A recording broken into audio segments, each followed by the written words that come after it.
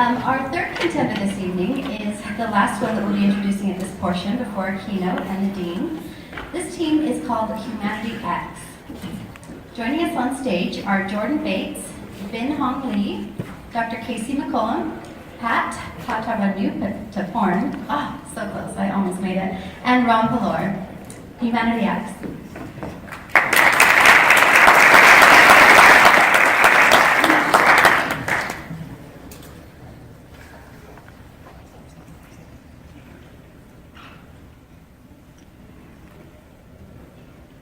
Every 13.3 minutes, we lose a person to suicide. And that amounts to a loss of over 41,000 American lives each year. While I was in grad school in 1995, I lost a friend to suicide. I didn't know he was in crisis. We didn't have social media, and he didn't have this option to communicate his feelings.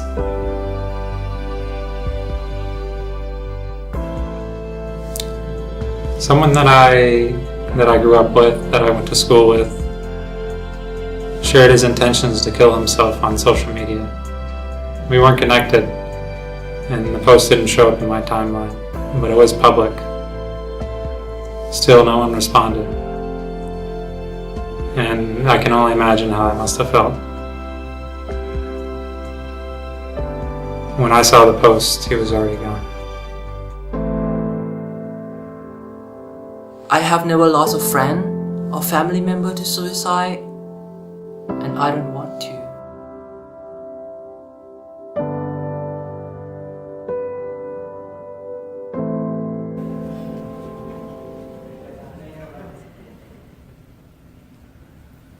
Every 13.3 minutes, someone in this country take their own life. It could be a mother, a father, a sister, a brother, someone that you love, regardless of their background. They feel alone, unloved, and without option. At Humanity X, we are trying to create a technology that helps people not to become that statistic. My name is Pat, and I'm the co-founder of Humanity X. And we develop Arc Humanity, technology that aids in the prevention of suicide. Currently, there's no technology like this. A cry for help on social media might go unheard, or the people that hear it may not know how to respond. Our technology is proactive. It's find the person in crisis and be able to connect them with the clinicians. Let me demonstrate how it works. This is Bob. Bob is feeling sad. He's suffering from a major depressive disorder, and he thinks that the only way to end this problem is to kill himself. He expressed his thought on social media. Unfortunately, with the massive content that we have on social media right now, his call for help might go unheard, and it might end with a tragic outcome. With our technology, we'll be able to help Bob. Our humanity has a technology that listens to those cry for help by looking at the keywords in the messages. Still, 9 out of 10 of those are not the cases of crisis. Our humanity has a machine learning algorithm that can go through all the tweets and find the tweet that we are looking for. Our humanity will then have a clinician come and review these messages. They will empathize with the person that needs help and be able to refer the case to the clinician. The clinician can read the messages and they will form appropriate resources as long as they respond to the person that needs help. And we hope that with the technology and with the appropriate resources that Bob received, he will be able to diminish his thought of committing suicide. Here is how our technology works, and this is the big picture of our technology. With $7,500 that we received from Pakis Social Entrepreneurship Challenge, we'll be able to allocate our money through these 3 areas: That's supported by our efficacy questionnaire that we send out to our collaborators. Those areas are technology development, clinical partner development, and business development. Here are our progress. We've been able to develop a technology that moves from command line interface to the web-based triage interface that is easy for our collaborator to use. We'll be able to move from running our humanity on our laptops to Google Cloud Platform, so we can really save people's lives. And finally, we will be able to launch the pilot testing of our humanity. We identified 2.6 million tweets that match our suicidal keywords. With the consultation with T Lifeline ASU Health Services, we'll be able to respond to some of those messages. And here are some of the feedback that we received. We received a lot of positive feedback by reaching out to the people that are in crisis. We also received likes and retweets from the people that we reached out. These positive outcomes exceed our expectation. With $7,500, we'll be able to use that to cover our essential expense on technology development. But with $20,000, we'll be able to accelerate the progress of our technology development and making collaboration, which means we can save lives faster. We identify 4 steps based on the efficacy questionnaire that we send out to our potential collaborators and customers. We will use the seed money to continue running the pilot and making a collaboration with local agency, small and medium business, and go to the larger business in 4 years. We are the right team to bring this to reality because all of us have an interdisciplinary background and we have a passion to use our knowledge to make change and to solve humanity problem. Before I end my presentation today, I would like to once again remind all of you that suicide is a very complex issue and we can do more because people matter. Thank you very much.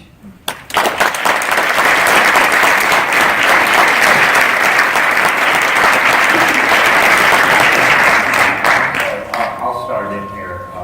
So can you describe your revenue generating model to thereby then become sustainable over time? Hello.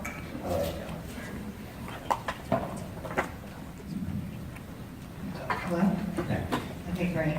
Our revenue model is shown here. We sent out a questionnaire, an efficacy questionnaire to our collaborators. And our collaborators talked to us about their needs, the product itself, whether they wanted to use it or not, and what they would like to do for a payment. And so a part of that payment was that they wanted to collaborate with us to write large grants for the first year, and then in subsidized years, because it is an expensive tool to have that would be all over the United States. We have hospitals, insurance companies, hotlines, and public and private agencies. Because this is such a large issue, it needs a lot of people contributing to solving the problem.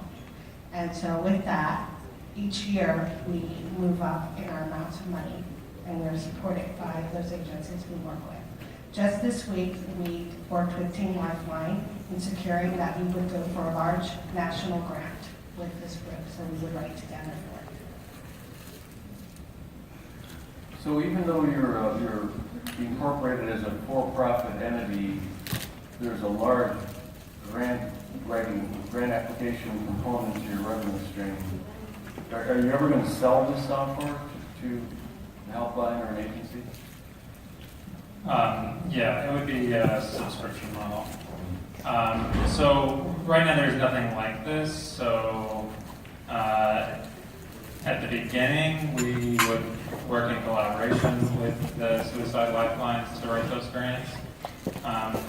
But as it develops and we establish standards of care and what is the best practice for referral via social media, then these organizations write those grants on their own and take that money to subscribe to the service. So one of the main reasons that we started off collaborating with them to write grants was because they are profit organizations as well, and they have a tight budget where they hardly be able to fork out extra money on all these other aspects. Which is why we started off working together, writing grants, and they are, according to our efficacy questionnaire, the feedback from them, they are actually very happy to pay a subscription model on an annual basis to use the service. What's the process for identifying all the words? I mean, people, not everybody's going to say, I want to die. There's going to be some very subtle ways of expressing that. What's the process for identifying all of that? Right now, we're using a set of 62 filter predicates that have been developed by mental health professionals based on the words that are associated with suicidal ideation. However, the great part about this technology is that as we identify positive cases, we can also mine the history of those users and find cases that don't match our keywords, so then we can improve the keyword set over time. So your technology is kind of in a beta stage at the moment.